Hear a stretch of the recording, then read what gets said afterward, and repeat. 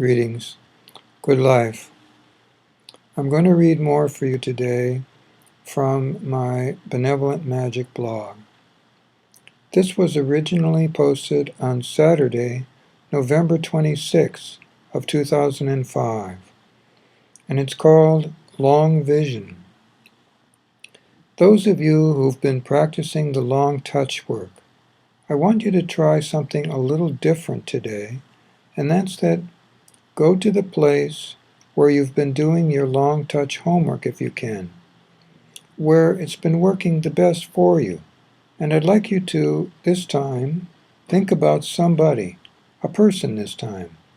We're not going to touch them or anything like that.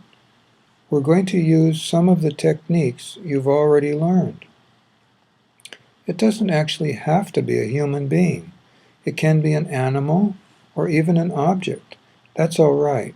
But this will work best if it's someone or something that you feel good about, that you have good feelings for.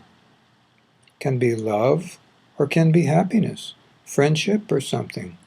Perhaps an object that you cherish, really appreciate, something like that. And I'd like you to begin the long touch. Reach out as you've been taught before on this blog, but don't touch that thing or that person. But reach, if it is a person, to where it would be about, say 10 feet above their head. Don't have to measure it, just your best guess. If it is an object, then about the same amount of distance, roughly, can be 5 feet, can be 10 feet above the object. If it is an animal, then about the same thing for the human being. So you want to touch with the sensation that someone or something is just below what you are touching by a few feet. Then instead of attempting to get a physical feeling for it, since you are actually just touching air, I want you to picture that person, animal, or thing as best you can. But instead of picturing them as you remember them, even if you just saw them a few hours ago, try to picture them, just get a quick flash, as we call it. Picture of what they are doing in that moment. If it is a person, most likely you will just see them from the shoulders up, or from the neck up, or even just their face. They might be laughing, they might be sleeping, they might be resting, they might be eating. It's hard to say. Most likely you will not see somebody eating, but it is possible.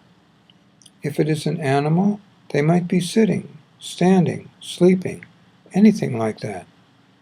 If it is an object, it might look very much the way the last time you saw it. A car, a couch, a tree. The point is here that we are going to build a little bit on what you've learned with long touch in order to begin to experience long vision, which I did promise you that I would teach you about on this blog. That's it. That's your homework for today. If you feel like you want to do this and you haven't read the long touch, then go back in the blog. Everything that was taught about long touch has long touch in the title, so it will be easy to find, all right? Enjoy your homework about long vision, and recognize that the reason I'm calling it homework is because it allows you to expand your capabilities, and in this case, redefine the word homework as being something you actually want to do as compared to something that you are assigned to do. Try it if it feels good. If it doesn't, then we'll have something up here soon that perhaps will appeal to you more. Good life to you all, and good night.